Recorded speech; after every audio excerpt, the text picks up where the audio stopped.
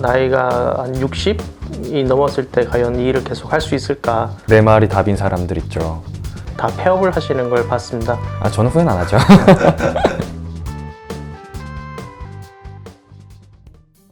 안녕하세요. 안녕하세요. 네, 저는 이번에 박효충 중개법인의 신입 사원으로 들어오게 된 안성민입니다. 저도 같이 들어온 김병관이고요. 30회 합격생입니다. 공인중개사를 하시기 전에 어떤 직종으로 일을 하고 계셨죠? 네, 저는 무역회사에서 한 7년 정도 근무를 했었고요. 그리고 중개보조원으로 한 2년 정도 있었습니다. 저는 금융업에 5년 있었고요. 거기에서 이제 실물 자산이 좀 궁금해서 부동산업으로 오게 된 케이스입니다. 공인중개사 자격을 취득하게 된 계기가 저 같은 경우에는 무역회사를 다니다가 나이가 한 60이 넘었을 때 과연 이 일을 계속 할 수 있을까? 아마 대부분의 자격증 준비하는 사람이 저와 같은 이유일 것 같은데요. 그래서 좀 더 미래에 대해서 고민을 하고 자격증을 취득하게 됐습니다. 저는 서두에서 말씀드린 거랑 같은 맥락인데 이제 금융업에 있다 보니까 무형의 자산들만 많이 다뤘었는데 이제 실물 자산을 좀 다뤄보고 싶었어요. 그래서 실물 자산에 대한 것도 조금 배워보고 싶었고 뭐가 있을까 하다가 그래서 중개사 하는 게 좋지 않을까라는 생각에 중개사 따고 이제 중교기로 오게 됐죠. 취득한 이후에 소공으로 들어오시게 된 계기가 저 같은 경우에는 중개보조원으로 일을 하면서 네. 주변에 자격증을 따자마자 개업하시는 분을 몇 분 봤었는데 그분들이 한 1년 정도 버티시다가 다 폐업을 하시는 걸 봤습니다. 광고하는 스킬이라든지 뭐 요즘에 온라인 광고도 많이 하기 때문에 그런 부분들이 조금씩 차차 쌓이고 내 것으로 됐을 때 개업을 하는 게 맞지 않을까라는 게 저희 생각이어서 저는 소공으로 취업을 결정했습니다. 비슷한 맥락일 수도 있는데 개공에 대한 리스크가 크다 보니까 업무적인 것도 조금 배워야 되고 너무 맨 땅에 헤딩이지 않을까 싶어서 소공으로 들어오게 됐습니다. 그럼 혹시 현재 어떤 영업 활동을 하고 계세요, 두 분은? 네, 지금은 뭐 일반 건물 지식선센터 이런 거 안 가리고 일단 물건 확보하러 다 다니고 있고 그리고 또 뭐 하고 있죠? 저희는 지금 상업용 부동산으로만 하고 있습니다. 네, 중개 활동을 이제 시작하시면서 어려운 점이라고 느끼시는 게 좀 있으신가요? 아직 중개를 시작하진 않아서 이제 어려운 점은 중개에 대한 어려운 점보다 이제 물건 확보하는 법? 네, 이런 거에 대한 좀 어려움이 있지 않나 싶고요. 네. 그거 외에는 또 뭐 있을까요? 아무래도 요즘에는 고객들이 저희 직원들보다 더 많이 알고 있기 때문에 오히려 그런 부분에 있어서 더 많은 정보를 획득하려고 하고 있고 그런 부분들이 사실 더 힘들긴 합니다. 어떤 부분에 대해서 고객이 질문을 할지 모르기 때문에 그런 부분들을 계속 혹시 지금 중개 업무 하시면서 적성에는 맞다고 생각하세요?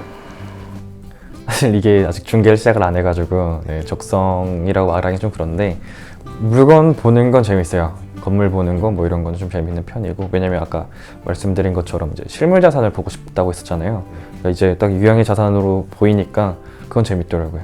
저는 직업을 좀 이렇게 생각할 때 이 일이 나에게 적성이 맞을까라는 생각을 많이 안 하려고 하거든요.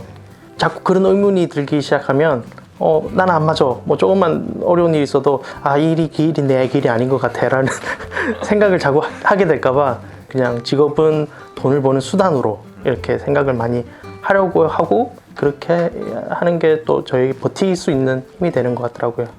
그러면 이 직업을 잘 할 수 있는 사람이랑 하면 안 될 것 같은 사람의 유형이 있나요? 하면 안 될 것 같은 사람은 자기 주장이 너무 강한 사람은 좀 하면 안 맞겠다라는 생각이 들더라고요. 그런 사람 많이 보셨나요? 네, 주위에 어떤 중개사분은 고객이 나는 남향이 꼭 필요하다라고 이렇게 의뢰를 하셨는데 그분은 여기는 뷰가 너무 좋다고 그런 부분을 또 강조하면서 고객의 의뢰는 상관없이 본인이 좋은 물건을 계속 추천을 하는 그런 분들도 봤었고요. 자기가 들어가고 싶은 데를 네, 자기 기준에 좋은 집을 계속 밀어붙이시더라고요. 그럼 반대로 잘하는 사람은? 남의 얘기를 잘 들어주는 사람이 또 가장 좋은 중개를 할 수 있다라고 생각을 하고 있습니다. 많이 들어야지 그 사람이 무엇을 궁금해하는지 또 무엇을 의뢰하는지 정확하게 알 수 있지 않을까라는 게 또 제 생각이고요. 글쎄요, 이게 사람마다 이제 성향이 다 다르다 보니까 그 사람에 맞는 고객도 있을 거라 생각하긴 하는데 내 말이 답인 사람들 있죠. 그래서 고객의 말을 잘 듣지 않고 원래 상대방이 요구사항을 들어주고 저희가 구해주는 건데 자기 주장이 너무 강하면 좀 어렵지 않을까라는 그런 건 있습니다. 얼마나 걸리셨어요? 진짜 하시는데. 저는 일을 하고 하면서 공부를 했기 때문에 시간적으로는 한 2년 정도 걸렸습니다. 네. 저는 운이 좋았던 건지 이제 7월부터 공부해서 한 4개월 만에 동착격을 했습니다. 만약에 김영하 매니저님은 19년도 6월로 돌아가고 안상민 매니저님 같은 경우는 2년 전 다시 이 직업을 선택할 수 있을 것 같아요. 그래도 전 할 것 같습니다. 왜요? 재밌어서요. 재밌어요. 네, 재밌어서요. 한 4년 전으로 돌아가면 안 될까요? 네. 이거 지금 4년 전 돌아가고 싶은 이유. 저는 중개업을 많은 분들이 쉽게 생각하고 자격증도 그만큼 많이 취득을 하는데 일반 직장인 월급을 타면서 직장인을 생활하는 게 그 메리트가 있다는 걸 여기 현장에 와서 또 많이 느꼈고요. 무작정 한 건 하면 300만 원 중개 보수니까 할만하다라고 생각을 하실 수 있겠는데 현실은 또 녹록지 않다는 거, 여러 가지 경제 상황이라든지 시장 흐름에 따라서 많이 또 어려울 수 있기 때문에 그런 부분도 한번 고려해 보시길 바라는 마음에서 말씀드렸습니다. 저는 사랑합니다. 예.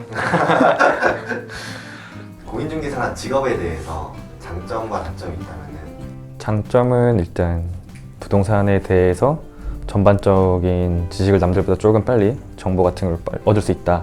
그런 점. 단점은 소득이겠죠. 소득이 불규칙적이다. 이게 가장 큰 단점이지 않을까 싶은데요. 장점은 많은 사람을 만나볼 수 있다는 게 장점인 것 같습니다. 나와 성향이 다른 사람도 만날 수 있고 비슷한 성향인 사람도 만나면서 그 사람을 또 이해하게 되고. 그게 단점이 될 수도 있겠네요. 맞습니다. 단점이 네. 집중계를 하게 된다면은 어떤 걸 하고 싶다 약간. 다른 선배 매니저님들이 많이 사주시고 이런 게 많아요. 그래서 첫 계약하면 선배님들 먼저 대접 한번 해드려야 되지 않을까 생각하고 있습니다. 매니저님은 그럼 원래는 중개보전할 때 분야가 저는 주택에 좀 하시다가 했었습니다. 이제 사무실에 네, 상업용 부동산은 처음이고요.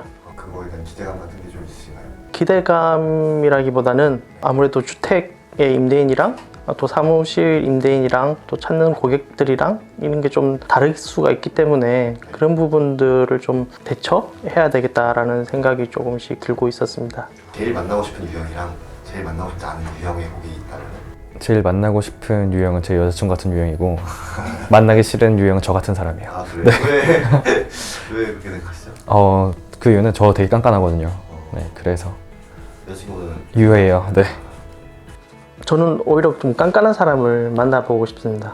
너무 첫 계약을 쉽게 해버리면 계속 중개업을 쉽게 생각할 것 같아서 처음에 좀 어려운 상대를 만나서 많은 공부를 할 수 있는 기회가 됐으면 합니다. 제가 원룸을 구할 때도 집을 한 달 동안 30개 넘게 봤기 때문에 저는 오히려 깐깐한 고객을 만나면 그 입장을 충분히 이해하기 때문에 그런 면에 있어서는 서로 공감할 수 있고 그런 면에서 좋은 것 같습니다. 저는 반대로 유한 사람은 별로 안 만나고 싶어요. 그냥 보고 이거 계약합시다 이런 사람이랑 그럼 그냥 감사합니다.